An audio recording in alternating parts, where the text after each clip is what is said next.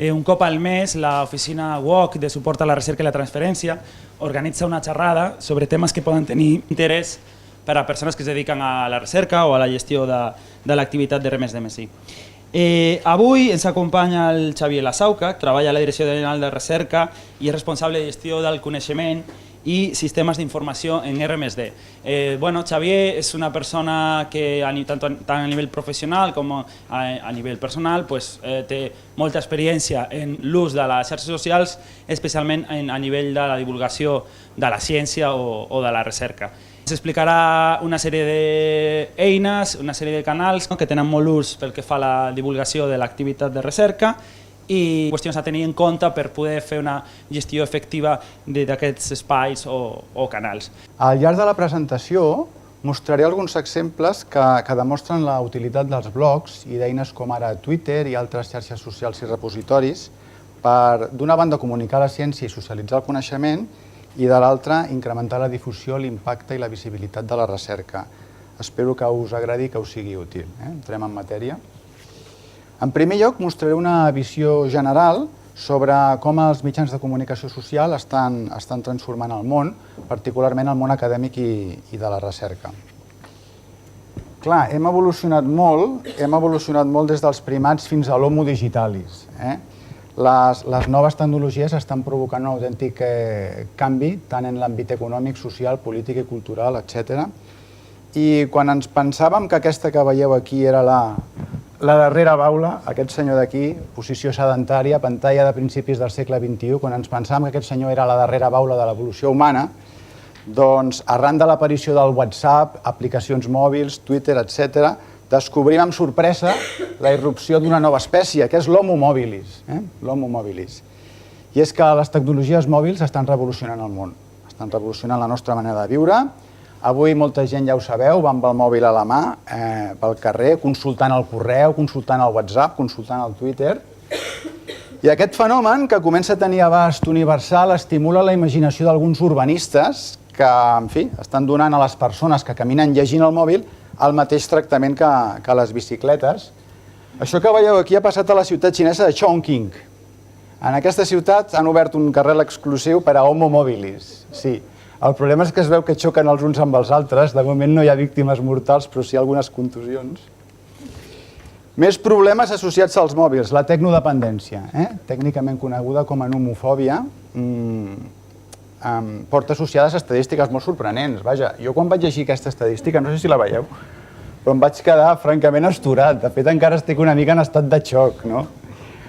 En qualsevol cas, malgrat el que us acabo d'explicar, soc dels que pensen i estan convençuts que el futur és mòbil.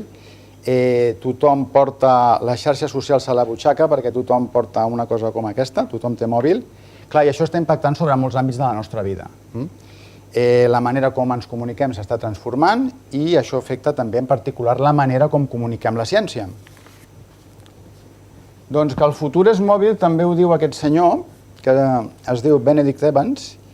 Aquest senyor és un tecnòleg. Aquest senyor treballa a Andreessen Horowitz, que és un fons americà de capital risc amb seu a Silicon Valley. I ells es dediquen a identificar les oportunitats de negoci en l'àmbit de la tecnologia per invertir-hi. Evans es defineix a la seva pàgina web com algú que treballa en el que està passant i el que passarà aviat. I jo us recomano que el seguiu si voleu estar al corrent de les últimes tendències en tecnologia. Perquè aquest senyor, d'entre el que és trendy, estudia el més trendy encara. Bé, aquest senyor ha elaborat aquesta presentació que veieu aquí, Mobile is Eating the World, on demostra que aviat gairebé tothom, tot el món, tindrà mòbil amb connectivitat. I que la gent actualment dedica entre el 40 i el 70% del seu temps lliure a navegar pels mitjans de comunicació, tant social com no social, mitjançant aplicacions mòbils. Jo li he manllevat un parell de diapos. La primera és aquesta. D'acord amb la seva recerca, Evans creu que en el món desenvolupat, a curt termini, gairebé tothom portarà un ordinador a la mà tota hora, amb el qual es podrà arribar a informació de tota mena, a qualsevol producte, ja bé sigui entrant directament a internet, bé sigui mitjançant una aplicació mòbil, que ell augura que cada cop seran més i més amigables. La diapo el que mostra és l'evolució del percentatge de la població mundial sense internet i sense mòbil. Comencem amb l'any 95, fa 20 anys, Sembla mentida, però fa 20 anys no hi havia internet, no hi havia mòbils, i segons els càlculs d'Evans, cap al 2020 el 80% d'habitants del planeta tindran telèfon intel·ligent i per tant esdevindran homo mobilis. L'altre diapo interessant és aquesta. És una evidència que cada cop més la tecnologia acapara la nostra atenció. I això ho demostra aquesta gràfica, extreta d'un treball de recerca d'Ofcom. Ofcom és un regulador independent que treballa per les empreses de comunicació del Regne Unit. La diapo el que mostra en color lila és el percentatge de població adulta britànica que està consumint mitjans de comunicació, bé sigui social com no social, i segons l'hora del dia. En color verd, en canvi, veiem les activitats no relacionades amb els mitjans de comunicació. Segons aquest estudi, la mitjana que dedica un ciutadà britànic a consumir comunicació és de 8 hores i 41 minuts diaris. I fins i tot a la franja d'edat entre 16 i 24 anys el percentatge arriba, o millor dit, el nombre d'hores és de 14. Clar, en conclusió, jo penso que cal aprofitar la portabilitat i l'ús intensiu de les xarxes socials que fa la gent també per difondre el coneixement científic. Parlàvem de revolució tecnològica. Aquesta revolució tecnològica també ha arribat al món de la comunicació de la ciència, que està experimentant els canvis més significatius d'ençà dels seus 350 anys d'història. Des dels quaderns de Darwin fins a les cartes que enviava Galileu a Kepler, fins a la recent narració via Twitter de la separació entre la nau Rosetta i el mòdul Philae de l'Agència Espacial Europea, doncs clar, comunicar qüestions científiques complexes ha estat una de les tasques més importants per als científics. Jo no sé si vau tenir l'oportunitat de seguir els missatges que s'enviaven als dos perfils de Twitter, tant de la nau com del mòdul, mitjançant una narració molt romàntica i apassionada. De fet, jo crec que els comunicadors de l'Agència Espacial Europea van fer un gran treball.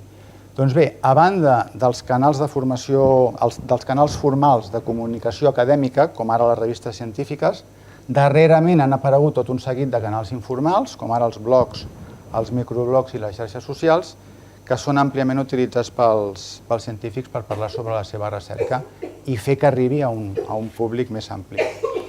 D'aquest fet es feia ressò Nature, aquest mes d'agost, ja que publicava els resultats d'una enquesta que ells van enviar a més de 3.000 recercaires. I els preguntaven sobre el grau de coneixement i d'utilització de les xarxes socials. Quins són els resultats d'aquesta enquesta? Com a eines més conegudes, podeu veure que encapçalen la classificació Google Scholar, ResearchGate, LinkedIn i Facebook en el cas de les ciències i les enginyeries, per bé que en el cas de les ciències socials i humanitats ocupen les mateixes 4 posicions, per bé que hi ha una permuta entre Facebook i ResearchGate, en el segon i quart llocs. Clar, l'enquesta no només preguntava grau de coneixement, sinó que també preguntava per què feien servir les xarxes els usuaris habituals. En el cas de Twitter, fonamentalment utilitzaven les xarxes per aquests 4 motius que veieu: trobar col·legues, trobar articles recomanats, seguir debats i difondre la pròpia recerca. Fonamentalment era això. En el cas de Facebook, l'enquesta es feia ressò que pràcticament el percentatge d'investigadors que utilitzava Facebook per tasques professionals era molt baix. D'acord? L'article es feia ressò també de la utilització d'altres xarxes i posava molts exemples pràctics. Jo en recomano la lectura. Clar, la conclusió quina era? La conclusió era que cada cop més els investigadors utilitzen les xarxes socials i les eines que el Web 2.0 ens proporciona per difondre la seva recerca. I cosa impensable fa només 5 o 6 anys. A casa nostra, quina és la situació? Doncs ja ho veieu a la taula. Segons aquest estudi, publicat l'any 2013, elaborat per Gemma Nández i l'Àngel Borrego, d'una mostra de 293 investigadors catalans que són presents a la xarxa social acadèmia.edu, doncs gairebé el 70%, aquí veieu els resultats, gairebé el 70% utilitza les xarxes socials per estar en contacte amb altres recercaires i al voltant del 60% per difondre la seva recerca o estar al corrent de les activitats d'altres investigadors. Bé, aquesta revolució també ha arribat a la manera com mesurem l'impacte de la recerca, que o l'impacte que tenen els articles científics. És el que s'anomena Old Metrics o Alternative Metrics, són les mètriques alternatives. És un concepte que es defineix com la creació i l'estudi de nous indicadors basats en el web 2.0 per a l'anàlisi de l'activitat científica i acadèmica. I quina és la idea que hi ha darrere de tot això? Doncs vindria a ser que les mencions en els blogs o el nombre de mencions a Twitter poden també ser una mesura vàlida de l'impacte de les publicacions científiques, segons Old Metrics. I una mostra de l'emergència d'aquests indicadors, ja ho veieu, és que PLOS, Public Library of Science, per exemple, ja els té en compte per què? Doncs perquè investigadors, editors, institucions que fan recerca i especialment finançadors de la recerca puguin accedir-hi. Aquest és un exemple de mètriques alternatives en un article de la revista PLOS. Com veieu, a la part superior dreta, doncs podem veure 4 grups d'indicadors relacionats amb aquest article, que són nombre de lectures, nombre de citacions, nombre de descàrregues en un gestor de referència i nombre de comparticions a les xarxes socials. Si entrem més en detall, per cadascun dels grups anteriors tenim tots aquests subgrups d'indicadors. En el cas de la taula 1 serien nombre de lectures de la pàgina estàtica o nombre de descàrregues en format PDF. També tindríem, en el cas de la taula 2, el nombre de mencions a les xarxes socials, fonamentalment en aquest cas Twitter. Veiem també el nombre de descàrregues en el gestor de referència Mendeley i, per últim, les publicacions on s'ha produït la citació. Clar, aquesta és una manera de mesurar l'impacte, aquesta és una manera, podríem dir, 2.0 de mesurar l'impacte que té un article científic. I estem a punt d'acabar aquest primer bloc introductori i ho faré amb una frase del professor Miquel Duran de la Universitat de Girona, que crec que ens hauria de fer reflexionar. Ell diu: jo sóc jo i la meva circumstància digital, i és que actualment tan important com tenir una bona reputació acadèmica és també tenir una bona reputació digital. El professor Duran és dels que pensen, jo també penso com ell, que la difusió de la recerca mitjançant eines 2.0, com ara blogs o Twitter, hauria de formar part de les tasques habituals del personal investigador i que fora bo que hi hagués un reconeixement o un sistema de recompenses destinat precisament a promoure la comunicació de la ciència mitjançant aquestes noves eines. Per tant, en aquest context, en aquesta era tecnològica que ens ha tocat viure, cal reinventar la professió d'investigador, sota el meu punt de vista. I cal que els científics s'adaptin a aquest nou escenari, adquireixin noves habilitats, coneguin noves eines i assumeixin noves aptituds. En resum, si els investigadors, si els recercaires volen millorar la seva reputació digital i que la seva recerca tingui una visibilitat i un impacte més grans, sota el meu punt de vista haurien de saber conjugar aquests 5 verbs que veieu a la pantalla. Examinem-ne el primer, crear, i ho farem mitjançant el concepte de blog. Cada cop més investigadors i professors universitaris tenen blog i llegeixen i comenten altres blogs. En determinats entorns es té la percepció que els investigadors haurien de tenir blog i actualitzar-lo periòdicament, perquè es considera que en qualitat de treballadors públics haurien d'informar i divulgar sobre la seva recerca, finançada sovint amb els impostos de la ciutadania. Així ho entén també la Unió Europea, que en el programa Marc Horitzó 2020 dona força rellevància a la difusió i la comunicació dels resultats de la recerca. De fet, com veieu, PLOS, Nature, Research Blogging hostatgen plataformes amb aquest contingut tan especialitzat que permeten als investigadors discutir la seva recerca davant d'un públic global. Les universitats també hostatgen blogs, com bé sabeu, en els seus webs institucionals i en particular aquesta casa hi aposta fermament, amb blogs de gran qualitat i d'actualització freqüent, no m'ha passat desapercebut. Els centres de recerca també aposten pels blogs. Això que veieu és una selecció personal de blogs dels centres de la institució Cerca, que, com sabeu, agrupa els 46 centres de recerca finançats per la Generalitat de Catalunya. En aquesta selecció trobem àmbits de coneixement molt diversos, salut animal en el cas del CRESA, ecologia en el cas del CREAF, evolució humana, l'IPES, epidemiologia ambiental en el cas de l'Institut de Salut Global. N'hi ha més, però he volgut destacar-ne aquests. A banda, tenim centres, tenim universitats, però és que a banda, a més, molts investigadors també publiquen els seus blogs personals en plataformes com ara WordPress o Blogspot per intercanviar informació amb altres col·legues o documentar la seva recerca. Aquesta taula mostra alguns dels motius pels quals l'activitat de bloguejar és útil per un científic. Fonamentalment són 3 blocs. El primer bloc seria el tema de la visibilitat, que la nostra recerca tingui més visibilitat i més impacte. Hi ha un segon bloc dedicat al tema de la connexió, és a dir, per connectar i estar en contacte amb altres col·legues. I, finalment, lògicament, hi ha un tercer apartat dedicat a l'adquisició de coneixement nou i estar al corrent del que s'està cuinant en el nostre àmbit de coneixement. Però si em permeteu que us recomani un article que amplia la informació de la taula anterior, heu de llegir aquest post dels sociòlegs Mark Carrigan i Milina Kremakova, que inicialment van escriure un article que es deia 25 Reasons. El que passa que en aquest primer post ells feien una crida a que la gent donés més motius. És un post elaborat de manera col·laborativa fins a arribar als 38 motius actuals, penso. Lectura molt recomanable també. Aquesta diapo mostra un extracte del post anterior. He extractat les que m'han semblat més destacables. Clar, és lògic que un blog incrementa la visibilitat tant dintre com fora del món acadèmic i permet aquí, permet als periodistes, als activistes o al públic en general que accedeixin al perfil del bloguer i a la recerca que aquest bloguer està fent. Clar, incrementa la visibilitat més que no pas un web estàtic, perquè el blog és un ens dinàmic al qual vas afegint constantment continguts nous i això li dona un dinamisme que el fa destacable i ben posicionat en els cercadors.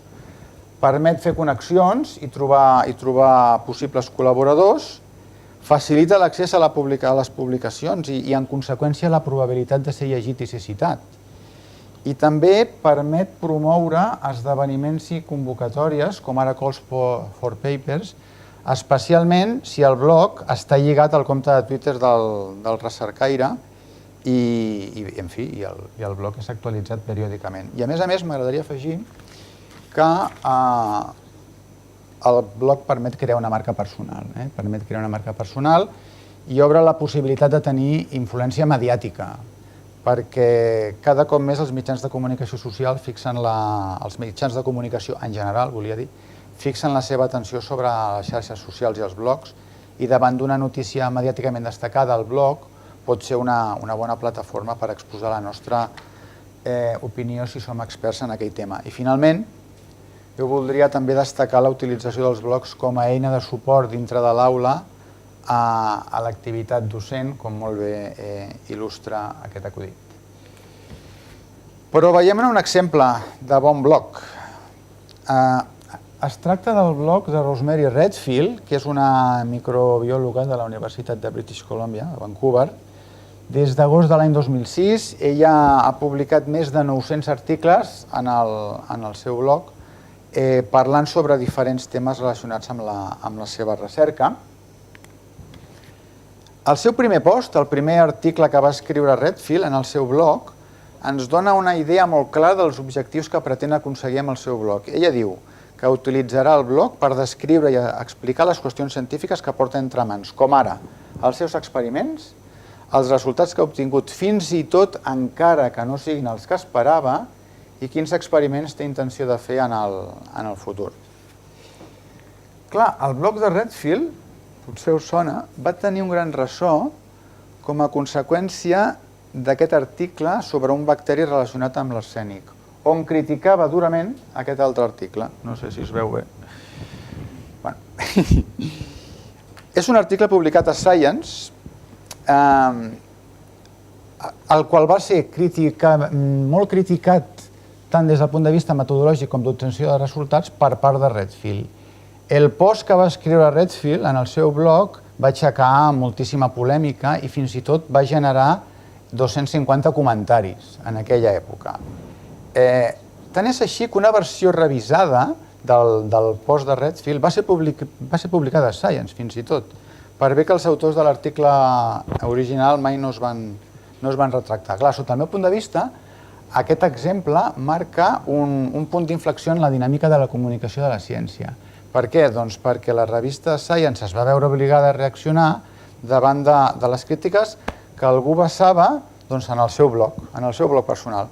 Per tant, podem afirmar que el blog de Redfield va fins i tot més enllà d'una simple plataforma per difondre la recerca pròpia.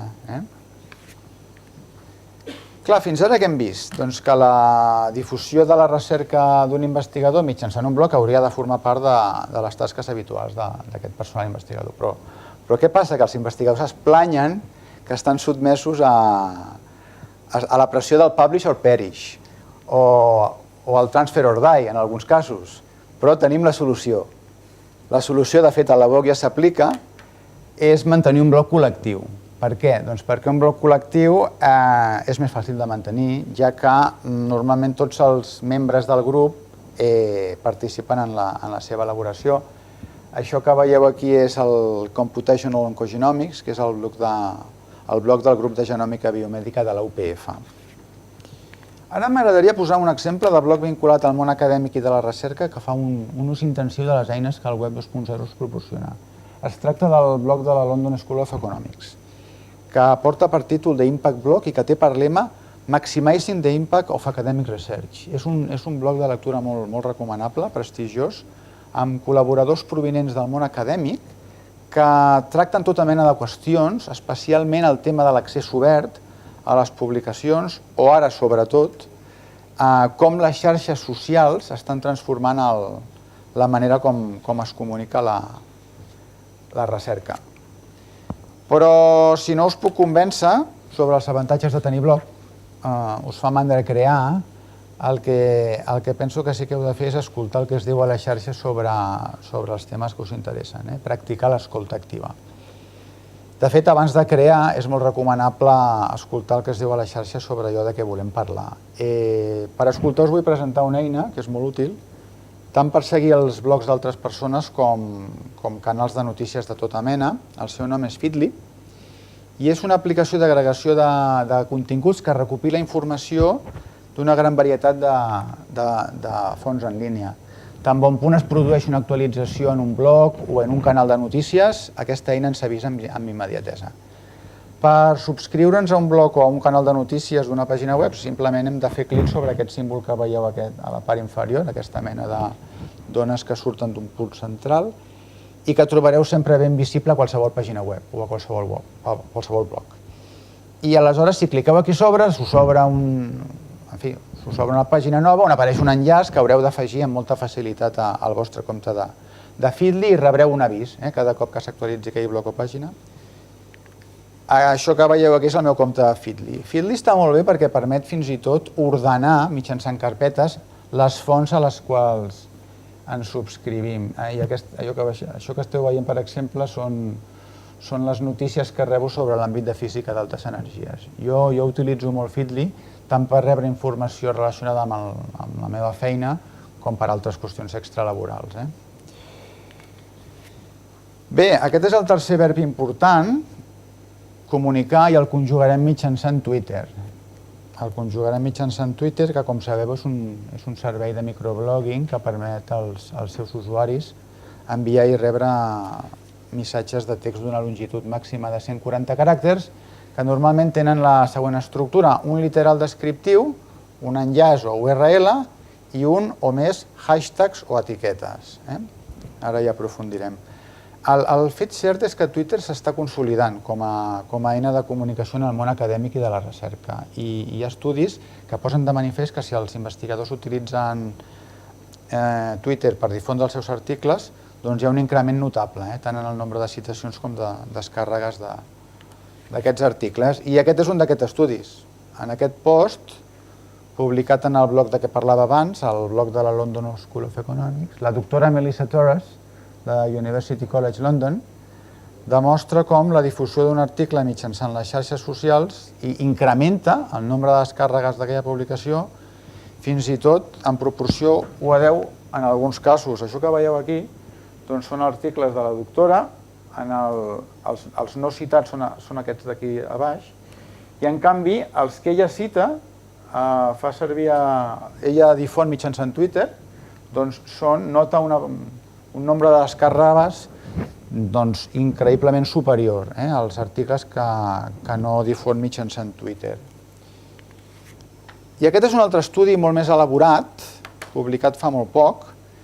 L'objectiu dels autors d'aquest estudi era comprovar si la interacció dels investigadors amb comunicadors científics, d'una banda, o la utilització de la xarxa social Twitter podria contribuir a incrementar l'impacte de la recerca d'aquests investigadors. I la resposta va ser afirmativa en els dos casos. És un article també que us recomano de llegir. A la introducció, els autors es fan ressò que encara predomina en el món acadèmic la idea que la comunicació pública de la recerca, digueu-li la divulgació científica, doncs no té massa valor o fins i tot pot anar contra la pròpia carrera científica. De fet, ells parlen de saganització per parlar d'aquest fenomen, perquè Sagan, diguéssim, va ser una persona que com a divulgador era molt brillant, però va comptar amb els recels de la comunitat científica, si més no al principi. Carl Sagan, mític autor de la sèrie Cosmos, que a mi personalment em va impactar molt mentre feia Bupicou. Saganització, per tant, seria aquell fenomen, el fenomen que afecta aquells científics que són grans divulgadors, però que aixequen els recels d'un sector dels investigadors. Els autors d'aquest article que us deia van utilitzar l'índex H. L'índex H o índex de Hirsch, que és un indicador que mesura l'impacte de les publicacions que té de la recerca d'un investigador sobre la base del nombre de citacions. I es defineix així.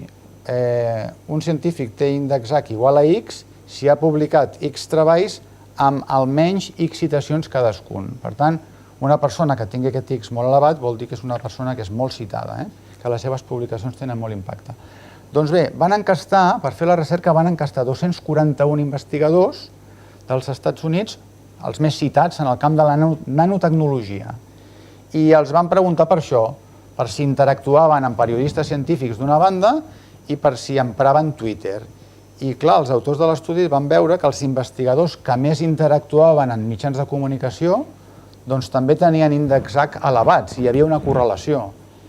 La qual cosa que contradeia el mite que els recercaires que no divulguen, o els recercaires seriosos, no han de dedicar-se a divulgar la ciència. I també, tal com mostra la gràfica, van trobar que hi havia una correlació entre índexs H elevats i interacció amb periodistes i presència a Twitter. Aquesta és una segona gràfica de l'estudi, els resultats són molt semblants. També van deduir, o van trobar una correlació, els científics que utilitzaven Twitter per difondre la seva recerca tenien també els índexs H més elevats que no pas els científics que no utilitzaven aquesta xarxa. Per tant, Twitter actua com un amplificador, incrementa l'impacte de les altres formes de difusió, com hem vist a la diapo anterior. Però passem de la teoria a la pràctica. Aquesta diapo que veieu aquí ens mostra un tuit, o piulada, també es pot dir piulada, tuitegem o piulem, enviat des del compte de Twitter del cap de comunicació de l'IRTA, que és l'Institut de Recerca i Tecnologia Agroalimentàries, el senyor Albert Gurri. En primer lloc, doncs què tenim? Tenim el literal descriptiu, que fa referència a una jornada que es va celebrar a Monells. Més coses a destacar.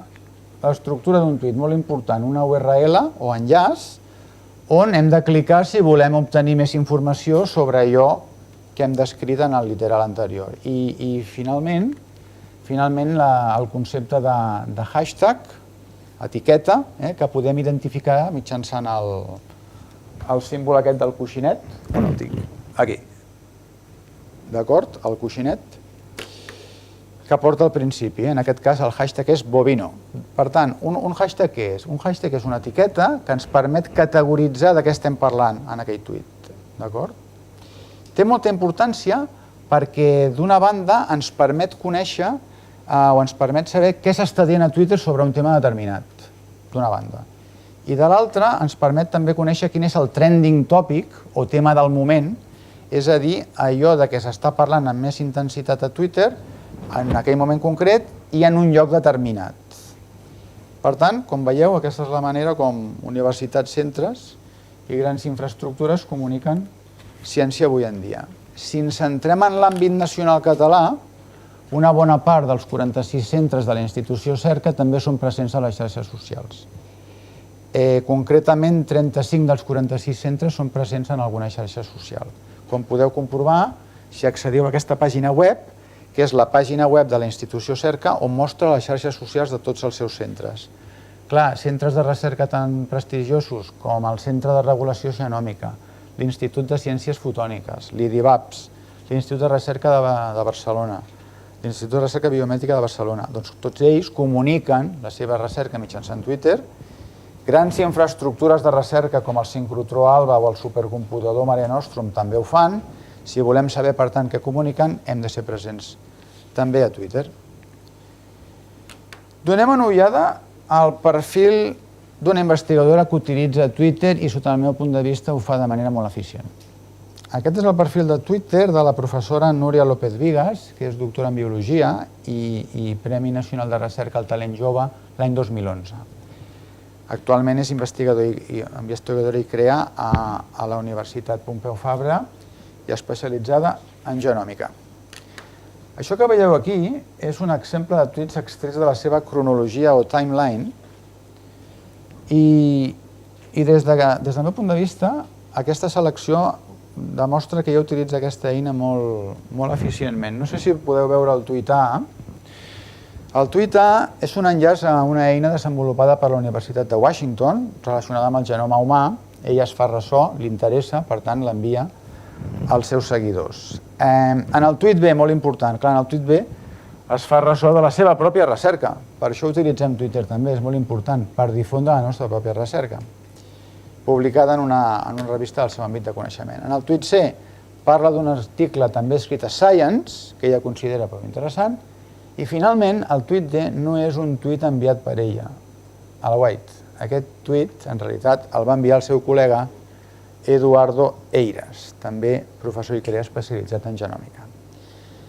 I ella considera aquesta informació del seu col·lega tan rellevant que la va compartir amb els seguidors mitjançant el que s'anomena un retweet. O sigui, si tu reps un tuit interessant d'un altre, tu agafes i el retuiteges, el repiules. I els retuits sempre tenen un efecte multiplicador o viral, com veurem acte seguit. Això que us vull mostrar és l'impacte que té un dels tuits de la professora López Viga perquè veieu la potència comunicativa de Twitter. Com podeu veure, ho veieu bé, no? 12 persones van retuitejar aquest tuit. I això què vol dir? Que l'abast real del seu tuit va ser molt superior a si només n'haguessin rebut el tuit els seus propis seguidors. Per què? Perquè 12 persones van tuitejar el tuit i, per tant, aquest tuit va arribar a tots els seguidors d'aquestes 12 persones. D'acord? Allò que dèiem, efecte multiplicador viral, la importància del retuit. Clar, veient tuits com aquest, es pot dir que aquesta persona és un referent a les xarxes socials i es pot considerar una persona amb influència. I aquesta és la manera com comuniquen ciència avui els investigadors. I ara passem a un article que explica com està canviant el món de la recerca amb les eines 2.0. Es tracta d'un article de Jessie Daniels, que és una sociòloga americana especialitzada en racisme, d'acord? De la Universitat de Nova York, concretament en les manifestacions de racisme a internet.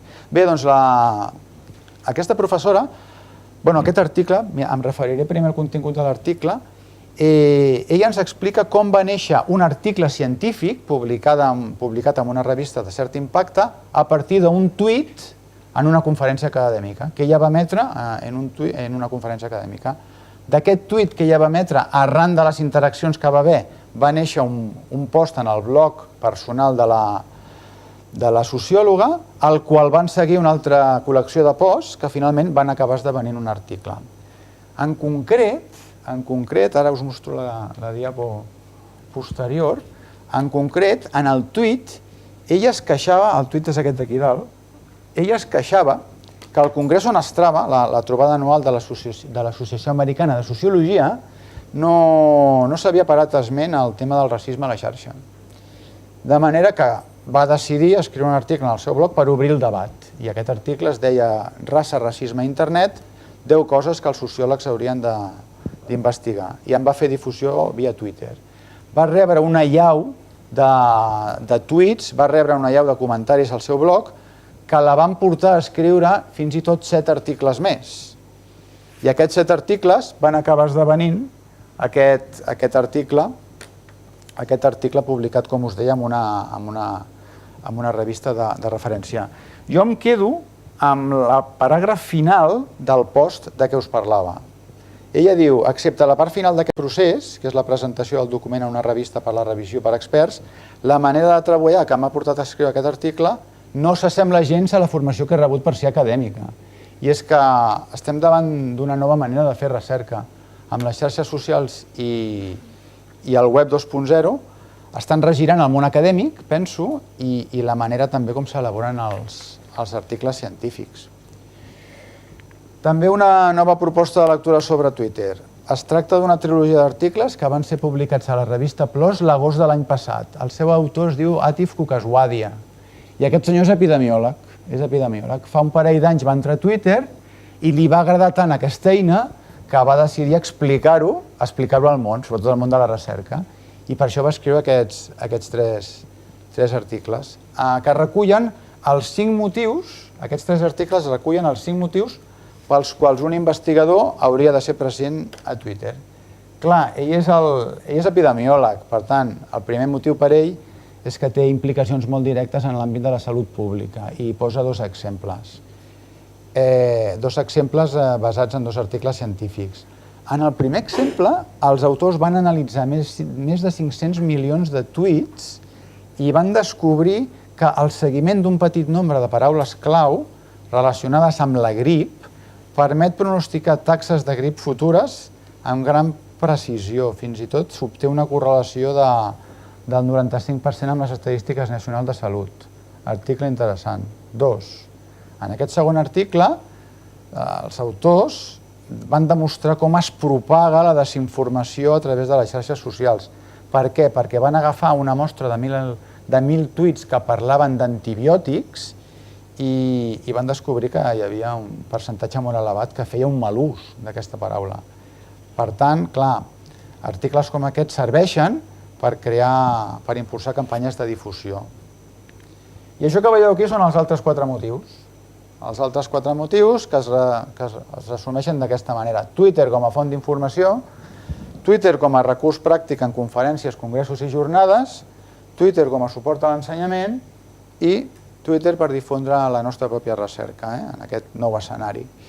Si em permeteu, jo em centraré només en el punt número 3 perquè considero que és el més destacable, la utilització de Twitter en congressos, jornades i conferències. Bé, ja hem parlat d'aquest símbol, hashtag, l'etiqueta, coixinet, com a recurs per establir categories dintre de Twitter. Ara veurem com s'utilitza si estàs en una xerrada o un congrés que té un hashtag determinat. Bé, això que veieu aquí és la pàgina principal de la conferència sobre seguretat alimentària global que se celebrarà d'aquí un any més o menys a Nova York. I a la part dreta, ben visible, apareix això. Ja apareix el hashtag, perquè la gent ja pugui parlar d'aquesta conferència ara. Més exemples. Quan s'utilitza en el context d'una jornada o congrés, clar, Twitter és molt important perquè complementa allò que s'està esdevenint presencialment. I permet als assistents, i molt especialment a les persones que no han pogut assistir-hi, això també és rellevant, doncs comentar què està passant, fer preguntes i participar en el debat que està tenint lloc. Això que veieu és un exemple de piulades que es van enviar durant el segon Congrés Mundial de Pesca i d'Art Menor que va tenir lloc el mes passat a Mèxic. Es van utilitzar aquest hashtag d'aquí baix, no sé si el veieu, 2WSFC, i clar, la gent que diu, doncs, des d'uns que diuen que acaben d'aterrar fins a un altre que fa difusió de la conferència i gent que fa difusió d'articles, d'acord? Per tant, la importància de tuit en el marc de congressos i conferències. Si voleu saber quins tuits s'han piulat durant un esdeveniment, que té un hashtag associat, doncs jo recomano utilitzar Topsy, perquè Topsy mostra tots els tuits amb el hashtag que tu col·loques a la part superior, tant poden ser els més rellevants, ordenats per antiguitat, etc. I això que veieu mostra alguns dels 256 tuits que es van publicar amb motiu de la jornada multimèdia de la Universitat de Vic. Tinc el hashtag allà baix. Un altre interessant, Storify. Storify és una plataforma, és un recurs que permet vestir una història al voltant dels tuits emesos amb un hashtag determinat. És molt potent. Per què? Doncs perquè ens permet seleccionar els tuits que vulguem. Clar, Topsy et mostra tots els tuits, però amb l'Storify tu pots jugar i pots seleccionar els tuits que més interessen i escriure un relat al voltant d'aquestes piulades. Pots posar comentaris, pots afegir recursos multimèdia. A més, Storify et permet posar recursos d'altres xarxes com Facebook, YouTube, etc. I això que veieu és un Storify que jo vaig confegir arran d'una conferència que vaig fer a l'Escola d'Administració Pública el mes d'abril, parlant de publicacions científiques i web 2.0. Els Twitter Chats, una altra aplicació dels hashtags a Twitter. Això és molt interessant. Són grups setmanals o quinzenals de discussió sobre diferents temes. Això es fa servir molt, sobretot als Estats Units. Es tracta del següent: gent que queda en una hora determinada per, durant aquella hora, parlar d'aquella matèria amb un hashtag concret. Ja que això que veieu és una petita mostra de hashtags. Per exemple, els educadors de la Universitat d'Oklahoma, amb el hashtag aquest, OklaEd, es reuneixen els diumenges de 8 a 9, virtualment a Twitter, per parlar de la seva recerca. Hi ha centenars de Twitter chats i encara que no hi estiguis interessat a participar, doncs llegir el que es comenta pot ser molt gratificant. Tachan! Bé, i ara passem de Carl Sagan a Kim Kardashian. Jo no sé si coneixeu Kim Kardashian, de professió celebrity o celebritat. És una persona molt famosa als Estats Units, la fama de la qual incrementa el seu èxit, que alhora incrementa la seva fama i així fins a l'infinit. I per què hem d'esmentar Kim Kardashian en una presentació sobre recerca 2.0? És una diaposhock. Doncs per això que us mostraré ara. Per la seva aportació a la bibliometria. Aquest estiu passat, no sé si ho coneixeu, es va crear l'índex K o índex Kardashian. La idea va sorgir d'un comentari publicat a Genome Biology, escrit pel biòleg Neil Hall. Bé, el comentari era clarament en clau satírica, però la veritat és que estava molt escrupolosament fonamentat.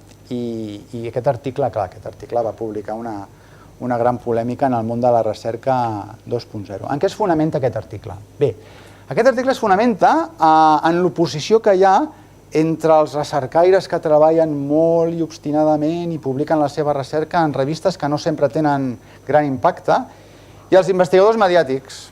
Els investigadors mediàtics, molt populars, fins i tot més enllà de la seva disciplina.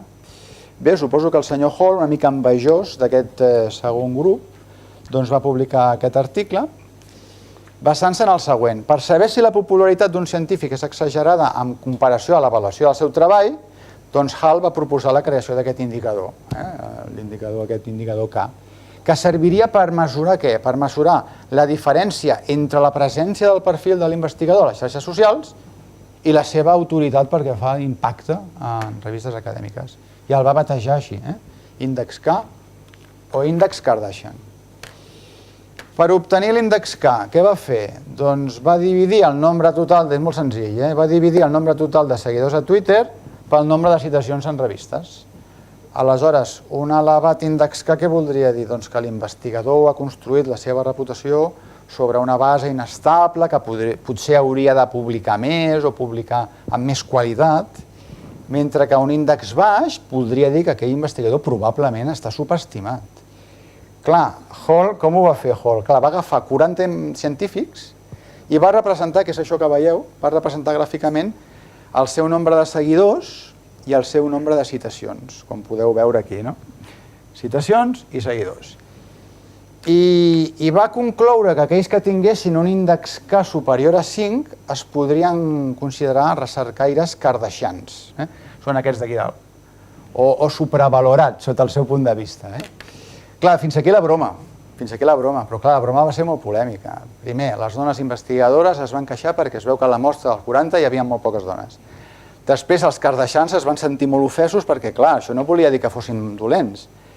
Bé, es va generar un enrenou considerable, però l'enrenou va ser multiplicat perquè la revista Science va intentar analitzar fins a quin punt Hall, el senyor aquest que va escriure l'article anterior, tenia raó.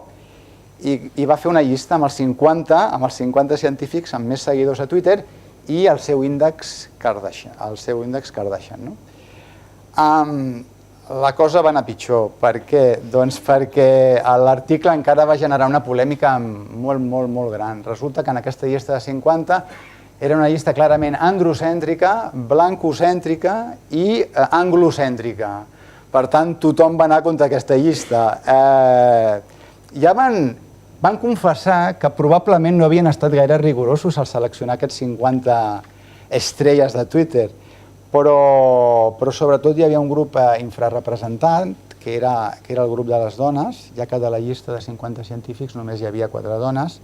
Per tant, la llista que era? Doncs un reflex més de la sempiterna situació de desigualtat quant a visibilitat i reconeixement que viuen les dones en el món acadèmic i de la recerca. Clar, la resposta a les xarxes va arribar immediatament i es va materialitzar en posts de tota mena. Per exemple, aquí dalt podeu veure el post publicat a Scilox de la periodista científica Paisley Brown, que va recopilar una llista de dones tuiteres, de prestigioses científiques que tenien Twitter. La genetista Victoria Metcalf també va dir la seva.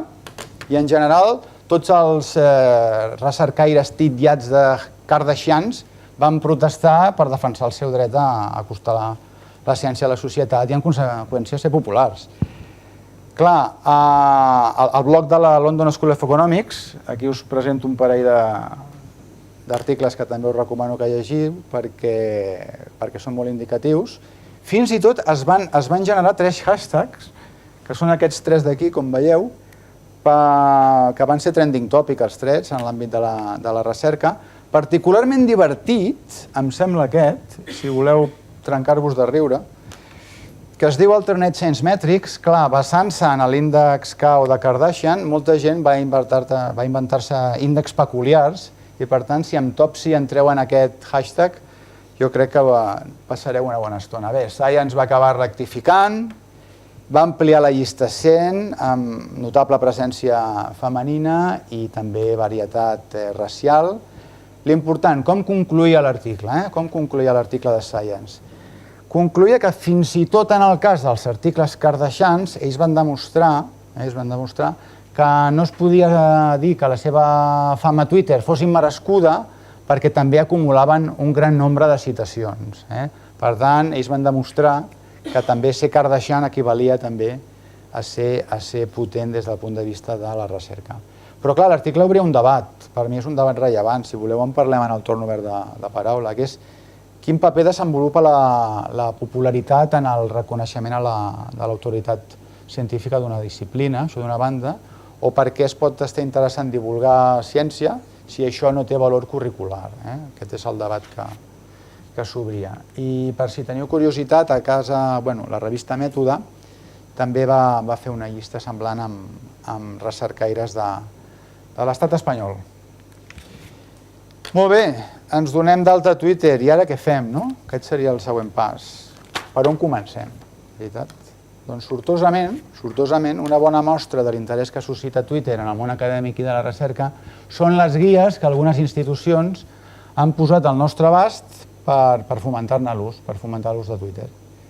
La primera guia va ser publicada per la London School of Economics. Clar, és un document de 11 pàgines, és molt breu, que explica des de com obrir un compte fins a com gestionar els seguidors, entre d'altres capítols. I la segona guia va ser elaborada per Research Councils, del Regne Unit, que agrupa les 7 acadèmies britàniques. El món anglosaxó és molt potent pel que fa al tema de les xarxes 2.0 i realment ens van força per davant. Ambdós recursos són un suport molt útil per als recercaires que vulguin endinsar-se en l'apassionant món d'aquesta xarxa social.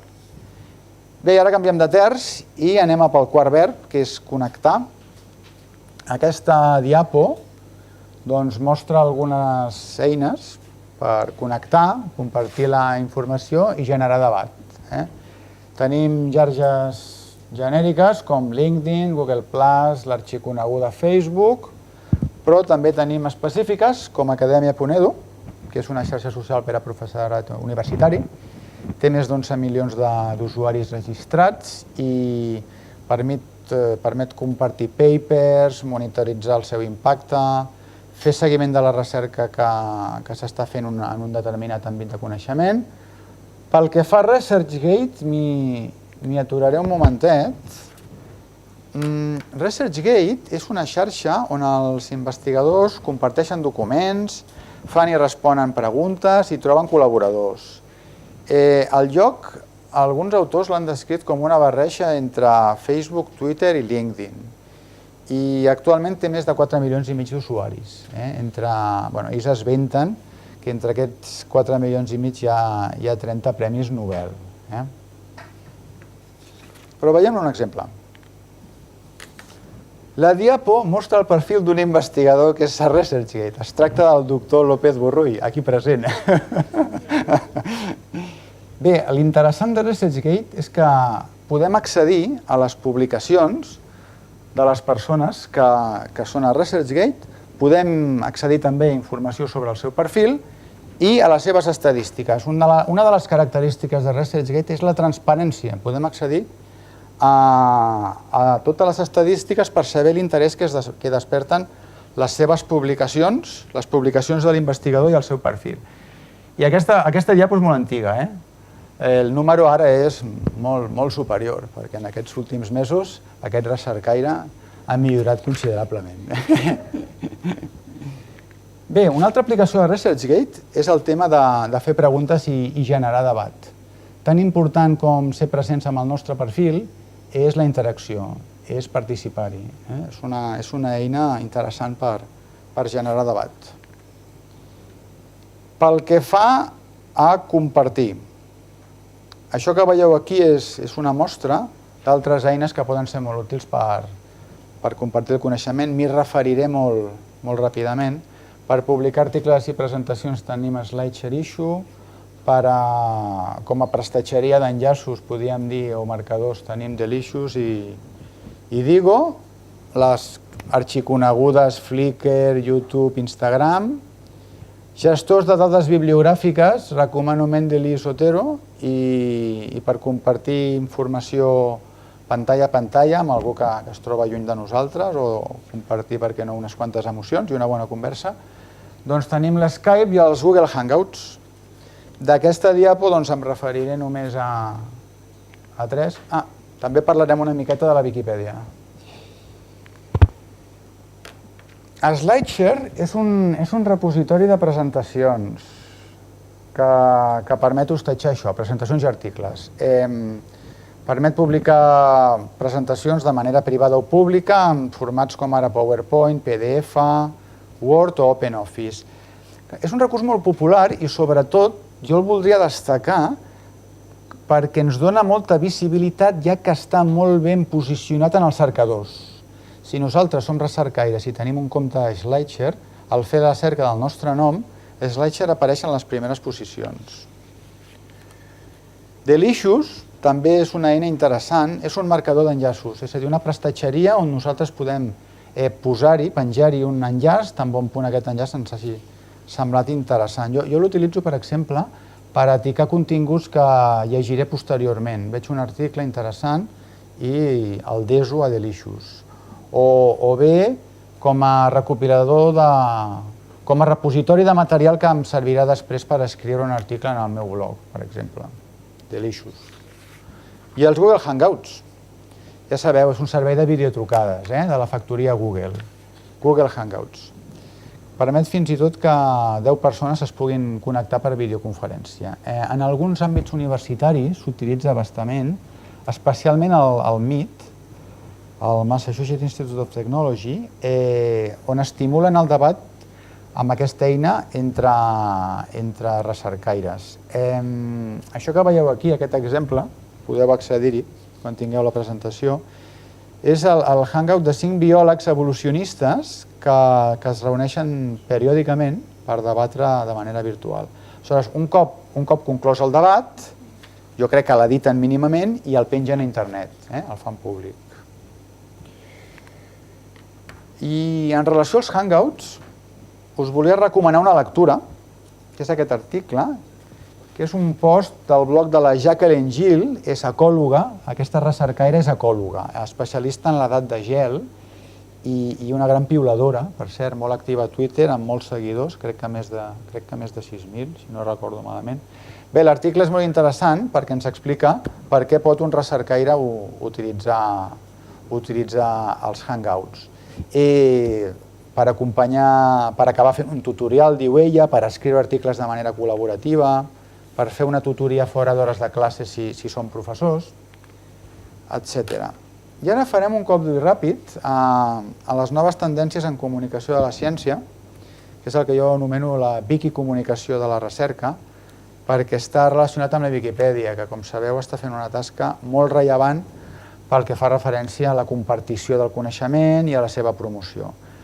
Aquest mapa que veieu està elaborat per l'Oxford Internet Institute, que es dedica a la visualització de dades massives, Big Data. El mapa recull les entrades de la Viquipèdia en les diverses llengües oficials de l'Estat, georreferenciades en el lloc on aquestes entrades han estat donades d'alta. I jo crec que és una bona mostra també del Wikifet diferencial català, veritat? Entrem en matèria. Cap on pot anar la comunicació de la ciència en el futur? Això que veieu aquí es tracta d'un nou model de publicació científica col·laborativa que comença a obrir-se pas en fase beta. Es diu publicació Wiki2Journal i és el model que ha escollit Jotamir Wikimedical Reviews, que és una publicació amb revisió per experts que publicarà articles sobre medicina que prèviament han estat escrits i revisats a la Viquipèdia. Com funciona això? Les publicacions acadèmiques tradicionalment segueixen un model lineal, com mostra aquesta imatge. Es fa la recerca i en paral·lel s'elabora l'article, s'acaba enviant l'article a la revista i a la revisió i finalment es publica. Model tradicional. En el model Wiki2Journal, aquestes fases són concurrents, no sé si ho veieu bé. Són concurrents, què vol dir? A mesura que els autors enllesteixen la recerca, escriuen l'article, es corregeix i es revisa. O sigui, les frases es fan en paral·lel. En un moment determinat s'envia, clar, en un moment determinat s'acaba enviant l'article a la revista i es revisa per experts i es publica, com a qualsevol altra revista. A partir d'aquell moment ja és citable. Però la versió wiki de l'article, publicada a la Viquipèdia, pot evolucionar en línia per reflectir les possibles actualitzacions que es produeixin. Sobre allò tractat en aquell article. Veiem-ne un altre exemple. En aquest cas, parlem de publicacions Journal to Wiki, és a l'inrevés, no? Es tracta de la revista PLOS Computational Biology, que permet als autors que publiquen un article a la revista, com ara aquest que veieu, que pugui ser citat i lògicament formarà part de la base de dades bibliogràfica d'aquella revista. I alhora es publica el mateix article a la Viquipèdia, convenientment adaptat i en el format d'aquesta publicació digital. Aquí el tenim, és el mateix article que veiem abans. De què es tracta? Doncs de reutilitzar. Es tracta de què? De reutilitzar els articles escrits en publicacions en accés obert per tal d'obrir el coneixement a la societat en general, ja que la Viquipèdia és molt popular. I així s'incrementen, en aquest cas que s'incrementen, els continguts sobre biologia computacionals existents a la Viquipèdia. Una iniciativa que a mi m'ha semblat interessant és aquesta. PLOS Biology ha promogut un concurs entre els estudiants per estimular la publicació d'articles de la revista a la Viquipèdia. Per tant, com podeu veure, aprofitant la potencialitat de les eines wiki, estaríem tendint cap a un model de la recerca cada cop més col·laborativa i oberta. En qualsevol cas, abans de començar a utilitzar les eines que els mitjans de comunicació social ens proporcionen, doncs recomano establir una estratègia.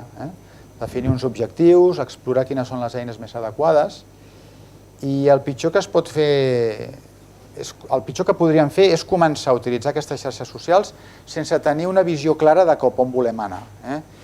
Aquests mitjans no duen incorporada una vareta màgica que fa aparèixer de sobte milers de seguidors. Com qualsevol forma de comunicació cal esmerçar-hi temps i esforços.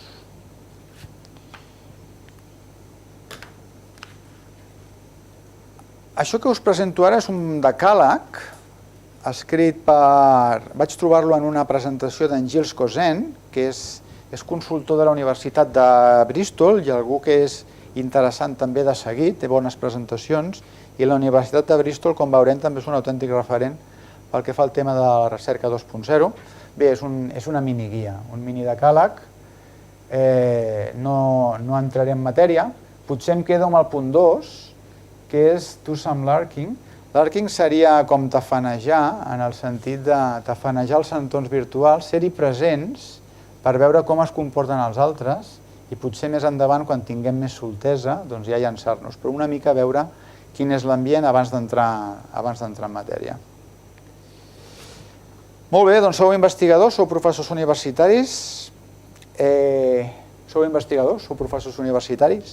actualitzeu periòdicament el vostre blog, teniu perfil a Twitter, sou presents a altres xarxes socials, teniu una presència comunicada en aquestes xarxes per comunicar ciència o la vostra recerca.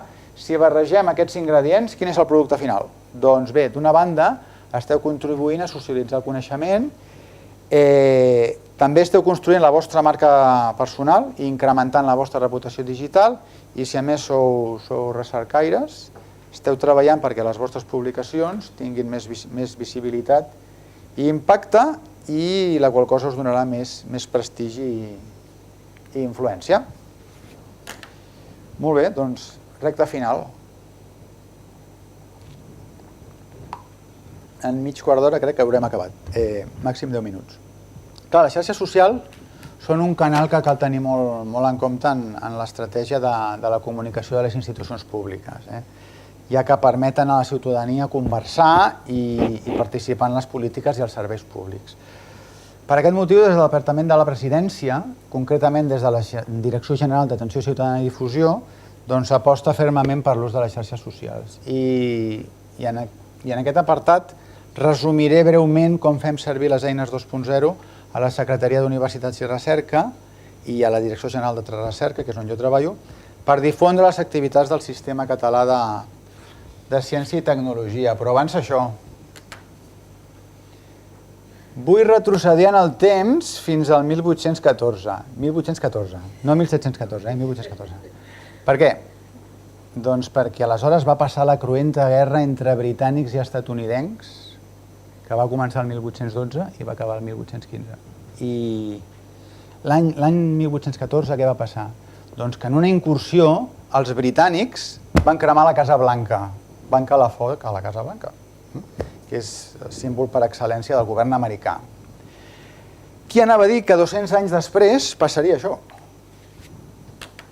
El passat mes d'agost, un funcionari de l'ambaixada britànica als Estats Units va piular això. Commemorem els 200 anys que vam calar foc a la Casa Blanca. Aquest cop només amb bengales. Clar, això va provocar un gran incident diplomàtic.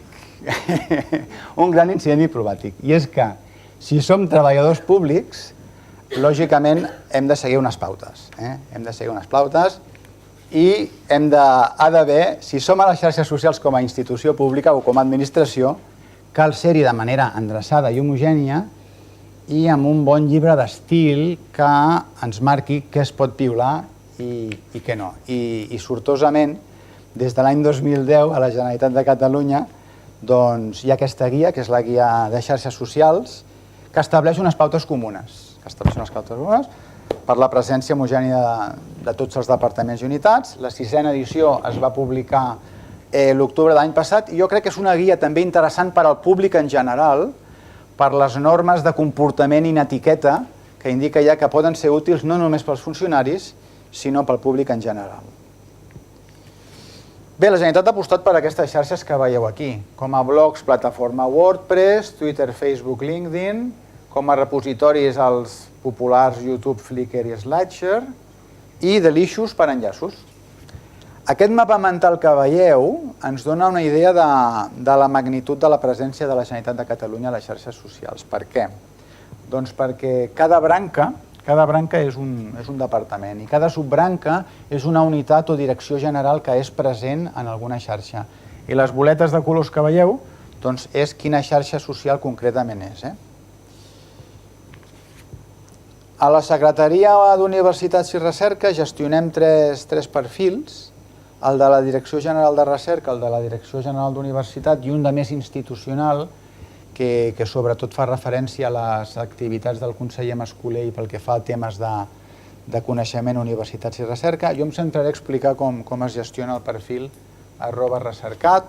Nosaltres som presents a Twitter i a Facebook i a més també tenim un compte Flickr on el que fem és publicar les portades de les publicacions que fem. A Flickr pengem imatges de les portades, com ara els contes de la Laura i en Joan o els personatges en joc, les guies didàctiques, que són actuacions que van destinades a promoure les vocacions científiques entre els més menuts. Aquest és el butlletí electrònic de la casa, que publiquem des de març de 2005 i té més de 7.000 subscriptors i creiem que l'increment continuat en el nombre de subscriptors és una conseqüència de la nostra activitat a les xarxes socials. Fonamentalment, per què utilitzem les xarxes socials des de la Direcció General de Recerca? Doncs fonamentalment per fer difusió de les publicacions, molt important també per fer difusió de les convocatòries públiques sobre recerca que es publiquen en el DOC. Amb enllaç a la fitxa GAUR que indica els terminis i la informació. També publiquem informació sobre les novetats del web, notes de premsa. Des de l'àrea de comunicació retransmeten en directe els actes dels càrrecs institucionals. Quan hi ha un càrrec institucional, doncs ells piulen a Twitter les seves intervencions i molt important el tema de teixir complicitats. Utilitzar Twitter com a eina per teixir complicitats amb altres agents vinculats a nosaltres. Fem difusió d'actes, premis, beques, publicacions i altres informacions d'aquests agents, d'acord? Ja que considerem que, com us deia, és una manera de teixir complicitats amb el sector. Tan important com ser presents a les xarxes és fer-ho bé, és a dir, que els continguts que publiquem suscitin interès. Suscitin interès i aconseguim un cert grau de compromís dels nostres seguidors. Per això, què fan des de Presidència? Des de Presidència sotmeten els perfils a una contínua avaluació, mitjançant tot un seguit d'indicadors que ara veureu. Quan Atenció Ciutadana, sobre la base d'aquests indicadors, detecta que la qualitat d'un compte és millorable, doncs es reuneix amb els seus gestors per valorar accions a fer o possible tancament. De moment la bona notícia és que a nosaltres no ens han trucat, o sigui que anem tirant milles. Aquests són els indicadors a què feia referència, no m'aturaré gaire, n'hi ha de clàssics, nombre de seguidors, fins a d'altres més elaborats com l'interès o el compromís. I aquesta és la fitxa que ens envien des de Presidència. Aquesta fitxa serveix per valorar si som efectius i a veure si aconseguim els objectius que ens hem marcat prèviament. En el cas de Twitter es valoren 3 coses. Uns indicadors, en segon lloc quins són els usuaris més participatius, que és això d'aquí, que ens dona una idea de si estem arribant al nostre públic objectiu, i en tercer lloc, molt interessant, els tuits més retuitejats, perquè ens dona una idea de què és el que interessa més als nostres seguidors. Trimestralment també ens envien un informe que és molt elaborat i força gruixut, 50 pàgines. Jo només destacaré un parell o 3 de diapos. Clar, aquests indicadors, sobretot, és el més important, quantificar la nostra feina. Ho estem fent bé? Nombre de seguidors, nombre de tuits enviats, nombre d'interaccions. Nombre d'interaccions vol dir la suma de mencions i de retuits, allò que us explicava abans, mencions i persones que ens han retuitejat. Això serien les interaccions. I els usuaris participatius, què són? Doncs són les persones que o ens han esmentat o ens han fet un retuit. I hi ha un parell d'indicadors compostos que m'agradaria explicar-vos molt ràpidament en què consisteixen. L'interès és el quocient entre el nombre d'interaccions, és a dir, el nombre de mencions i retuits, i el nombre total de tuits. En aquest cas és un 2, que no està malament. I el compromís és el percentatge de seguidors que han fet una interacció, multiplicat per un factor 100, perquè si no sortia un número molt baix. Aquests dos indicadors ens donen una idea trimestre rere trimestre de si estem fent bé la nostra activitat. Aquesta m'ha semblat curiosa explicar-vos-la, és el nombre de retuits per tuit segons el moment de publicació del tuit, no? Veritat? Aquesta taula mostra els dies de la setmana a l'eix vertical i les hores. I la grandària de les bombolles és proporcional al nombre de retuits per tuit. I això ens permet saber quina és la millor hora per enviar els nostres continguts i programar-los si escau. L'informe és molt complet. Aquesta llista, per exemple, que teniu són els principals seguidors del nostre compte. Volem saber si estem arribant realment al nostre públic objectiu, al nostre target. N'hi ha molts, principals seguidors que s'han donat d'alta, principals seguidors que s'han donat de baixa, aquesta també és interessant. Però en particular em referiré al llistat de principals usuaris que retuitegen de manera regular, és a dir, el que anomenem amplificadors. Doncs, recta final, 6 diapos per a les persones que vulgueu aprofundir-hi, 6 recursos que si voleu saber-ne més, sapigueu on anar. Dues guies, aquestes dues guies són molt més gruixudes de les guies de Twitter d'abans. Aquestes dues guies expliquen els avantatges generals, toquen moltíssims recursos dels mitjans de comunicació social per a recercaires. La primera l'ha publicat Research Innovation Network del Regne Unit i la segona és Vitae de Open University, també és britànica, que com us deia van per davant. Però per si no us agraden les guies, aquí hi ha un article científic. Hi ha un article científic publicat a PLOS Biology. Les autores són dues biòlogues, són dues investigadores de la Universitat de Califòrnia, Holly Vick i Miriam Goldstein, i expliquen els avantatges dels mitjans de comunicació social. Clar, a la introducció què diuen elles? Diuen que elles es planyen que malgrat que a internet hi ha moltes guies, què passa? Que fa mandra entrar en una guia, acostumen a ser molt gruixudes, per tant elles, i que els investigadors per tant se senten molt aclaparats davant d'una guia, per tant elles van decidir publicar aquest article en una revista científica agafant l'essencial de totes les guies i fins i tot amb exemples de la seva pròpia experiència personal. És un article de lectura molt recomanable. O podeu clavar una ullada al 23 Things for Research, que és un curs en línia de la Universitat d'Oxford, adreçada a investigadors, PAs i estudiants de la pròpia universitat per encoratjar el personal que adoptés aquestes eines digitals, tant en l'àmbit personal com professional. És un curs molt interessant. A casa nostra, concretament a la Universitat de Girona, també vam fer un MOOC, un curs massiu i obert en línia, sobre recursos 2.0, que va tenir molt d'èxit, més de 2.000 inscrits, 250 van acabar el curs, que es veu que és un percentatge força elevat per un MOOC, i la notícia és que ben aviat tindrem una segona edició i sou a temps encara d'inscriure-us. I finalment, dues prestatgeries de recursos molt interessants. Aquest pertany a la Universitat de l'Estat d'Oregon, o sigui, es veu que tenen un content curator, un curador de continguts molt bo, i el tio fot en aquesta prestatgeria l'últim de l'últim que surt en matèria 2.0. Anàlogament, el compte de l'Issues de la Universitat de Bristol també tenen una persona allà que és una crac i que va penjant en aquesta prestatgeria virtual bons articles, bones guies, bons posts. I vaig concloent i ho faré amb aquesta cita del periodista, escriptor i conferenciant Chris Anderson, que és editor en cap de la revista Wired. Clar, ser presents a les xarxes socials vol dir conversar, vol dir interactuar. Hem d'estar al corrent de la conversa. No només limitar-nos, no solament limitar-nos a fer difusió de les nostres activitats. Està molt bé difondre, però a més, l'important és la interacció. Al llarg de l'exposició, què hem vist? Hem vist la utilitat de les eines 2.0, com ara blogs, Twitter i altres xarxes i repositoris, per fer què?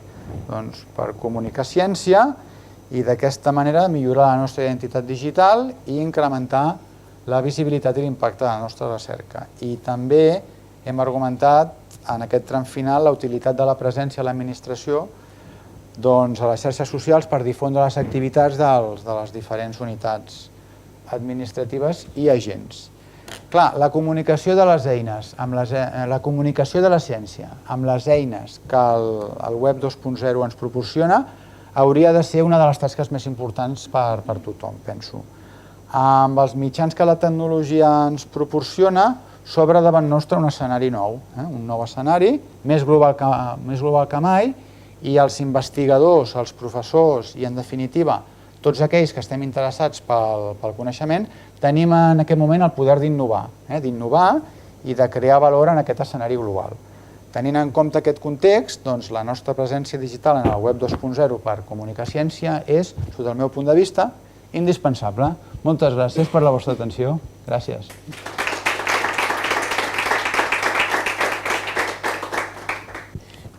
Hola, yo soy Ana y soy recercaire. Moltes gràcies per la presentació, crec que ha sigut molt interessant. I a més has mostrat molta informació, però jo tinc una curiositat sobre aquesta informació.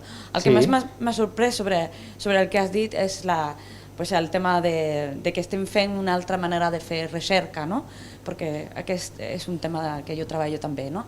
Doncs sempre estem les ciències socials i humans a darrere del que passa a les biològiques, a les tecnològiques, a les experimentals. I m'agradaria saber si hi ha algunes diferències o algunes eines que s'usen més que altres a les ciències socials i humanitats o no, o és una cosa... Bona idea. Sí, de fet, jo, en una diapo on parlo, jo crec que serà molt gràfic si aconsegueixo retornar-hi, perquè... Ho mostra al principi de tot. A veure, pel que fa referència a les ciències, en referència a les humanitats i les ciències socials... Sí, t'ha sorprès? A mi... El que jo destacaria és que... Adéu, Àlex. El que jo destacaria és que a Ciències Socials i Humanitats, els recercaires de l'àmbit de les humanitats i les ciències socials veuen en la recerca 2.0 moltíssimes més oportunitats que els científics i els enginyers. Per exemple, en el cas de Twitter, l'utilitza molt més. I s'ha detectat que el percentatge de recercaires que tenen impacte vinculats a les humanitats i que utilitzen Twitter és superior al de les ciències pures i enginyeries. Twitter és una eina on destaca l'ús dels humanistes i les ciències socials.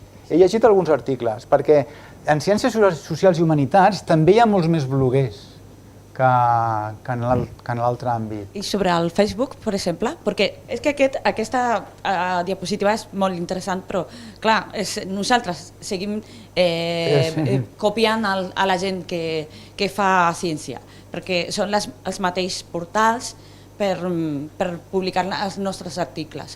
Però me referia més a Facebook, Twitter, aquestes... En el cas de Facebook, el que es detecta és que els científics i enginyers no li donen massa rellevància per difondre la seva recerca i, en canvi, en l'àmbit de les humanitats i les ciències socials sí que utilitzen aquesta xarxa.